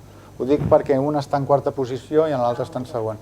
En canvi, el que s'hi ha detectat és que no hi ha tants humanistes i gent vinculada a les ciències socials a ResearchGate. ResearchGate ha detectat molta presència de recercaires de bata blanca, sí, a ResearchGate. De fet, aquí també... Sí, jo la veritat és que, sobretot en l'àmbit Jo segueixo molt aquell blog que us he comentat, el blog de la London School of Economics, i allà sobretot parlen gent més aviat vinculada a les ciències socials, econòmiques, etc. I detecto això, detecto que utilitzen més aquest tipus d'eines que no pas les altres branques, sí.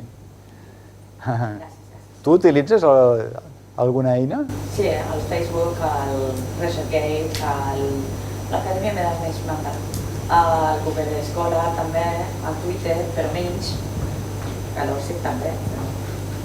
Doncs personalment crec que Twitter és més potent que Facebook per difondre la recerca. És difícil veure la utilitat, però bé, pot ser que necessito més entrenament.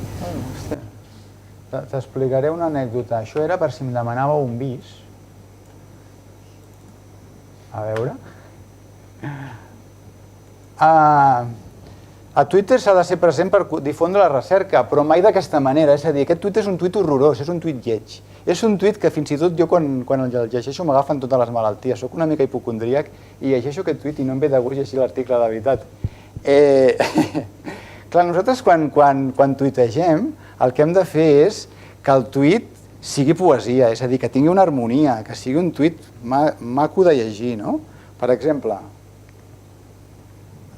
aquest tuit, si us hi fixeu, aquests dos tuits,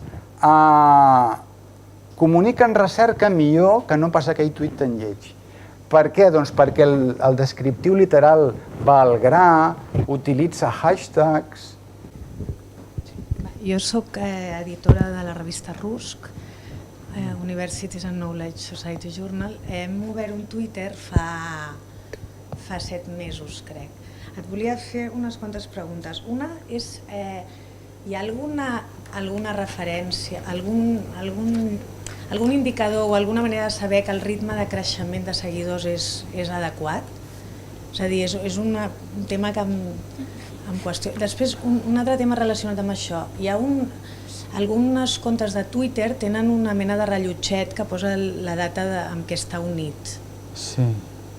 Unit març de no sé quin any. Sí, exacte. A la bio, en el moment de veure la biografia, el perfil de la persona. Les dades bàsiques del compte. Correcte. L'altre dia el vaig intentar activar demanant alguna ajuda i no és una cosa que s'activi voluntàriament, sembla que s'activa sol. Tens alguna idea d'això, en quin moment s'activa? Ho desconec perquè jo pensava que per defecte el perfil portava la imatge, no? Jo tots els perfils... Jo, per exemple, no ho tinc i m'agradaria tenir-ho perquè tinc relativament pocs seguidors, perquè fa poc temps que el compte està obert. Em va donar la sensació que potser s'activa a partir de determinat nombre de seguidors, cosa que no tindria massa sentit, perquè et va millor que se sàpiga quan fa poc temps que tens el compte, perquè es vegi la justificació que tens pocs seguidors perquè fa poc temps. Que estrany. Això no, aquest existeix és una eina que serveix per saber quin va ser el primer tuit d'aquell compte. My first tweet es diu. Amb això pots saber quin va ser el primer tuit i quan va tenir lloc. Però tu no t'interessa quin va ser el primer tuit, sinó simplement que es visualitzi la meva antiguitat. Clar, que rar, ja m'ho miraré. Sembla que sigui voluntari de Twitter, no ho sé. Sí? I l'altre tema, has dit aquestes pautes de la Generalitat, una mica d'estil, de com s'han de fer. Ho entenc, però després també és veritat que els tuiters tipus Policia Nacional, Renfe, els que s'han sortit de la norma tenen més seguidors. Com es valora això, tu que ets expert? Quin és el punt mig? Perquè al final... Sí, serien kardashians, clarament. En aquest hi parlarem. L'última cosa que et volia dir és això dels seguidors que es donen de baixa. És una dada que jo no tinc gens controlada. Hi ha manera de saber-ho? És recomanable fer alguna acció o simplement és saber-ho i ja està? Clar, va, perfecte, molt bé. Doncs anirem a pams, donat de baixa. La primera, per saber si estem fent bé la nostra feina al llarg del temps, si hi ha algun indicador. Jo personalment utilitzo, com a Xavier Lasauca, no com a gestor del compte de recerca, jo utilitzo el Cloud, l'índex Cloud. El Cloud és un índex que t'assigna un número per la teva activitat a les xarxes socials. Cloud es fa ressò de si els tuits que tu envies són amplificats. Algú els menciona, algú els retuiteja, algú que interactua amb tu, tu el respons, vindria a ser això. A veure, Cloud és molt polèmic, perquè, clar, hi ha hagut gent que s'ha dedicat, doncs ara faré veure que estic parlant amb un altre, Aleshores, s'han enviat diàlegs potser durant una hora, i clar, automàticament, diàlegs potser insulsos, però clar, automàticament el Cloud es disparava perquè havien fet aquest experiment, no? Per tant, jo crec que Cloud és un bon índex sempre que serveixi per mesurar la influència d'un mateix. No utilitzar-lo per comparar-te amb un altre, potser. D'acord? Cloud, sí, Cloud jo crec que és un bon índex. També hi ha un altre, clar, que es diu Peer Index,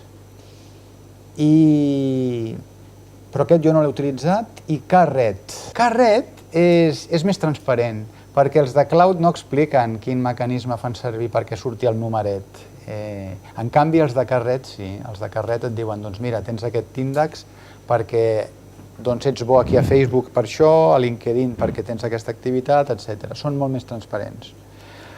Molt bé, sí, és cert, Policia Nacional té molts seguidors. Per què? Doncs perquè tuitegen de manera molt especial, no? Intenten potser aproximar-se tant a la ciutadania que, sota el meu punt de vista i el criteri general dels comptes de la Generalitat, s'hi aproximen massa.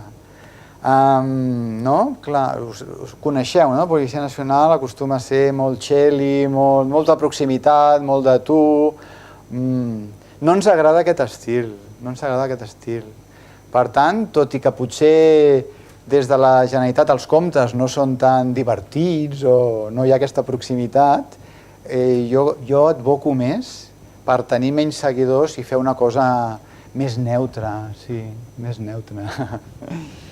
I pel que fa referència a nosaltres ens és molt útil que ens informin sobre quins comptes de Twitter s'han donat de baixa els últims 3 mesos per detectar si hi ha algun compte que coneguem o particularment rellevant. És a dir, si a mi, per exemple, un compte vinculat a la UOC detecto que s'ha donat de baixa del seguiment del compte de la Direcció General de Recerca, jo intentaré esbrinar qui hi ha darrere per saber què ha passat o què és el que no li agrada, per quin motiu. El que jo desconec és com ho fan a presidència, és a dir, jo no sabria si s'ha donat de baixa del meu compte. A veure, sí que hi ha eines que et permeten saber dels comptes que tu segueixes si et segueixen o no. Per tant, si tu segueixes algú i aquest algú també et segueix a tu, al cap d'un temps aquesta eina et pot dir si continua seguint-te. És a dir, si ha deixat de seguir-te o no. Però si tens interès ho puc preguntar a presidència, com ho fan per als informàtics d'allà per deduir com saber qui s'ha donat de baixa. Per nosaltres és una dada rellevant. Passa molt poc que detectem un compte que ostres, sap greu que aquests s'hagin donat de baixa. Però si el detectem sempre està bé comentar el per què. Sí, què ha passat? Perquè sempre segurament et permetrà millorar la seva resposta, probablement.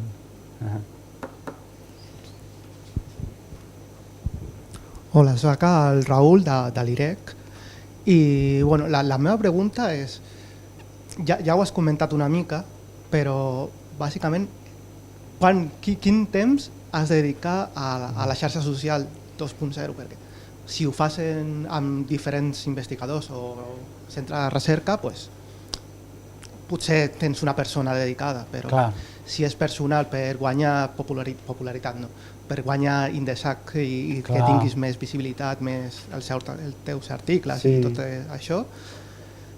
Sí, bona pregunta. És un treball ja de per se. Sí, no. La veritat és que cal dedicar un temps mínim cada dia, això és evident. El que tenim la fortuna, que clar, amb aquestes eines anem a tot arreu. Per tant, jo crec que dedico al voltant entre mitja hora i 45 minuts cada dia. Però clar, què aprofito? Aprofito fonamentalment quan estic en el metro, en els viatges en transport públic o a la parada d'autobús, aprofito sobretot aquests moments per per gestionar el meu compte de Twitter. Per Twitter, però clar. Si has d'escriure un blog. Ah, no, clar, el blog, sí, clar, el blog l'has de deixar... Clar, això els dies de cada dia, l'activitat al cap de setmana s'incrementa notablement. Si ets bloguer o bloguera, ja has de dedicar, clar, pel cap baix un parell d'hores a bloguejar.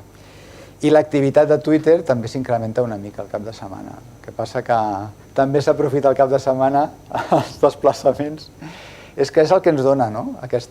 La portabilitat ens dona aquest gran avantatge. Tenim el mòbil constantment amb nosaltres i, per tant, jo crec que l'activitat a les xarxes socials diària per, diguéssim, per tenir una bona reputació digital es mou al voltant de mitja hora o 45 minuts, incloent els desplaçaments, I els caps de setmana una mica més, això sí, els caps de setmana una mica més. Si ets bloguer, una mica més. Jo, per exemple, als caps de setmana intento dedicar una estona també a retocar o a millorar les xarxes socials on soc present, que són fonamentalment Twitter, LinkedIn, Facebook i el blog també una mica. Per bé que el blog el tinc molt abandonat últimament, però l'ideal és postejar cada 15 dies, per exemple, un article cada 15 dies. Sí. Més coses.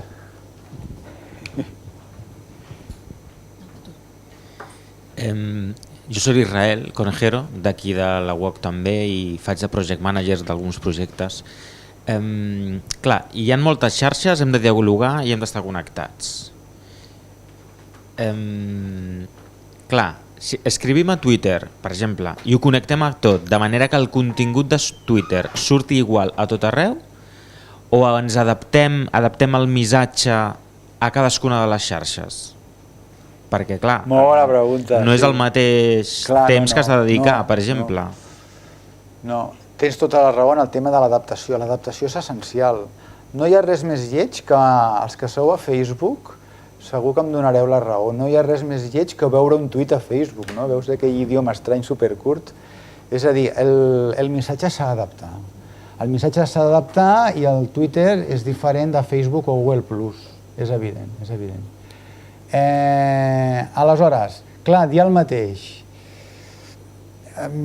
Cal adaptar-lo, sobretot tenir present també els públics de cada xarxa, perquè si teniu uns seguidors a Twitter diferents dels seguidors a Google Plus i Facebook, també potser cal adaptar el contingut del missatge o el missatge que s'envia.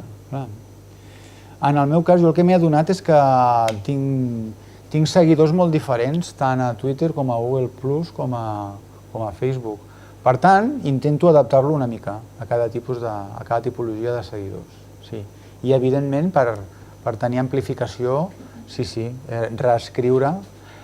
El que es recomana molt, en el cas de les persones que tuitegeu sobre la vostra recerca, és fer difusió a diferents hores o diferents dies, no està malament, sense abusar-ne, veritat, però fer-ho canviant el literal descriptiu. Mira, això que veieu aquí, per exemple, és un exemple, sí.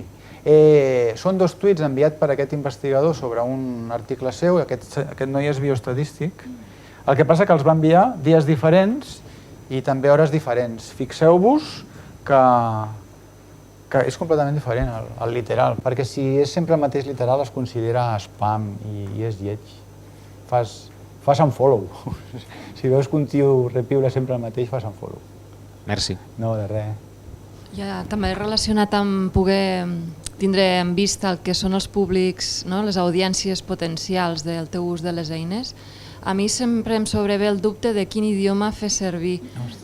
Llavors és saber, no sé, què n'opines, o si hi ha alguna variable que s'observi com a tal en els estudis d'impacte d'aquest ús de les eines.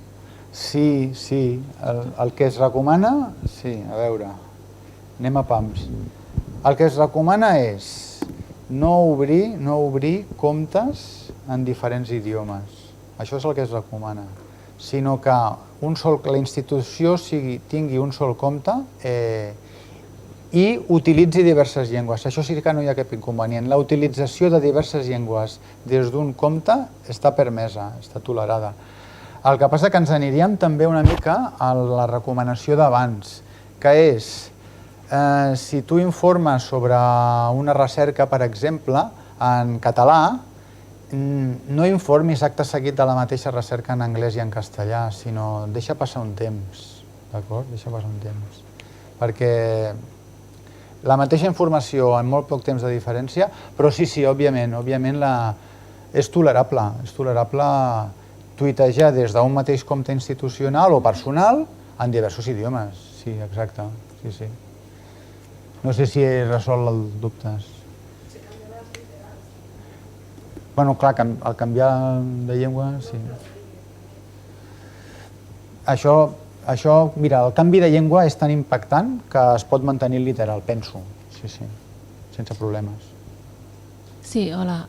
Jo tinc una pregunta en relació als comptes personals que tuitegem com a professionals i com a persones individuals. És a dir, no sé si hi ha cap estudi sobre si poden haver inconvenients o beneficis sobre, per exemple, en el mateix compte de Twitter, fer comentaris que no tenen res a veure amb la teva recerca i al mateix temps fer-ne difusió des del mateix compte. Bona pregunta. Sí, no, a veure, estudis seriosos no hi ha, però sí que hi ha gent que blogueja, que diu la seva en els seus posts, no? I el que jo he llegit és que normalment la gent de l'àmbit de la recerca, òbviament també pot tuitejar de tant en quant, no? Coses relacionades amb la seva vida personal, com ara ha marcat un gol al Barça, o sempre que no n'abusi, no? Sempre que no n'abusi. És a dir, el meu consell és, el compte és fonamentalment per fer difusió dels temes que com a recercaire ens interessen i de la nostra recerca. Personalment també podré tuitejar de tant en quant alguna cosa, però sense abusar-ne. Perquè si no recomanaries, per exemple, tenir 2 comptes a Twitter? No, tampoc. No, tampoc. Hi ha gent que ho fa, però no, jo no recomano.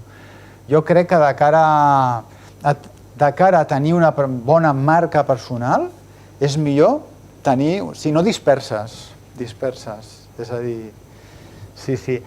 Clar, algú que li agradi molt parlar de la seva vida personal, jo és que crec que Facebook és l'ideal, és una xarxa tancada i ens podem...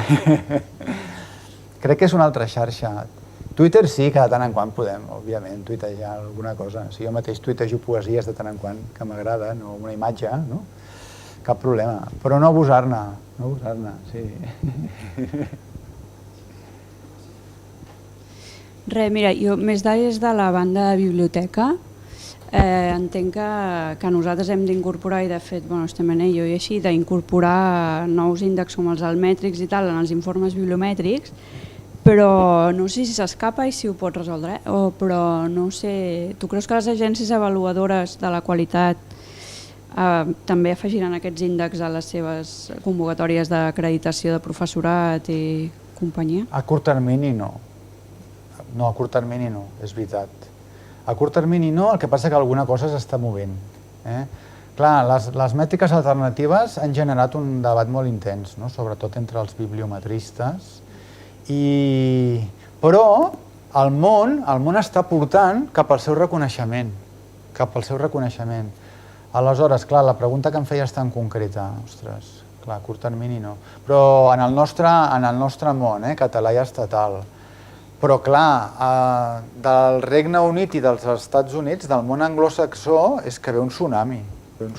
I jo estic absolutament convençut que a curt termini allà ja els començaran a tenir en compte, si no els tenen, algunes, i a mig termini els tenen en compte, i això acabarà venint aquí. Sí, jo crec que acabarà venint. Òbviament, mai desplaçarà les mètriques tradicionals, mai seran desplaçades.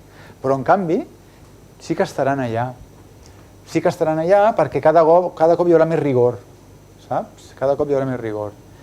La diapo de plors, us en recordeu, era prou significativa, penso. Gràcies.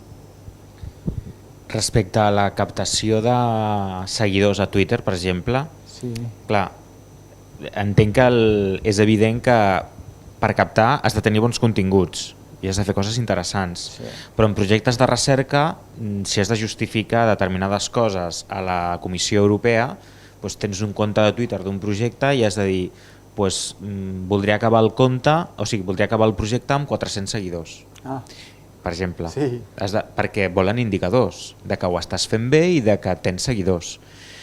Quina creus que hauria de ser l'estratègia per aconseguir audiència interessada? Seguir perquè et segueixin? Aquesta és una. Aquesta és una. Clar, lògicament, anar a comptes de Twitter del sector, de l'àmbit de la referència. Anar per ells. Veure a quins comptes ells segueixen, d'acord?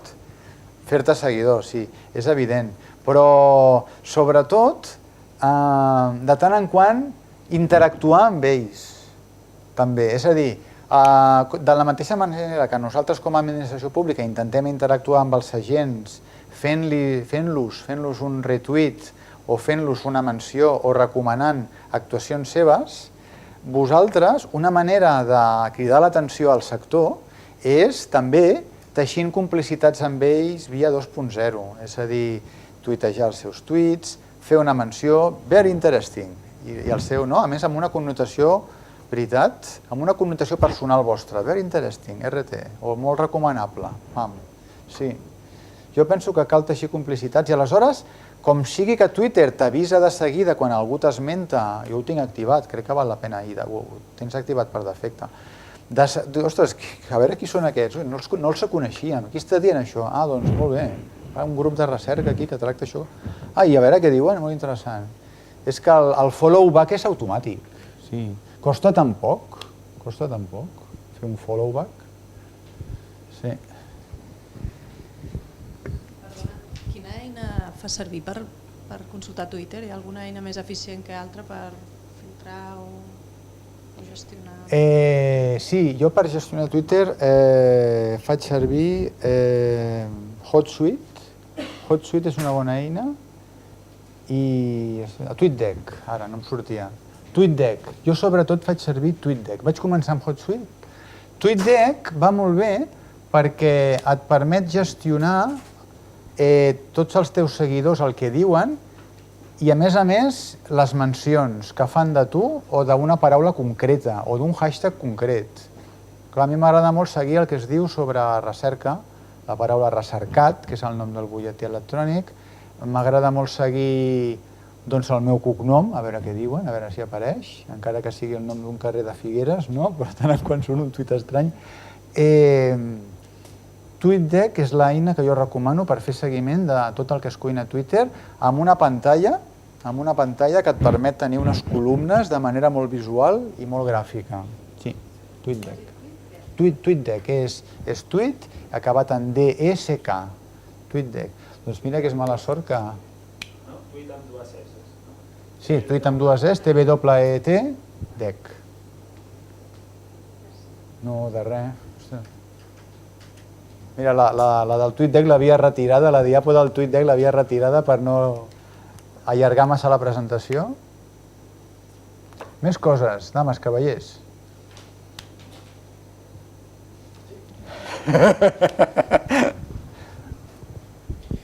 A mi personalment m'ha interessat molt lo de l'índex d'interès. No sé... El cloud. Això és el que et anava a comentar. El cloud, aquest amb K i acabat amb T, aquest ja et dona les mesures automàtiques d'un compte i et surt ja calculat l'índex d'interès i tot això. Sí, l'Obama té un 99.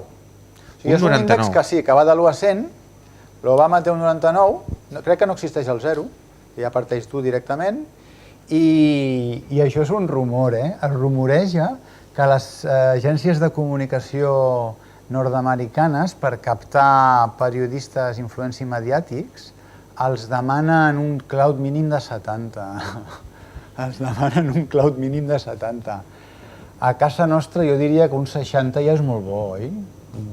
O un 50 molt. Ja podem considerar que algú és influencer a partir de 55, jo diria. És un bon cloud. De tota manera, Carret potser és millor, Carret. Vull dir, si sou puristes, és més científic el Carret.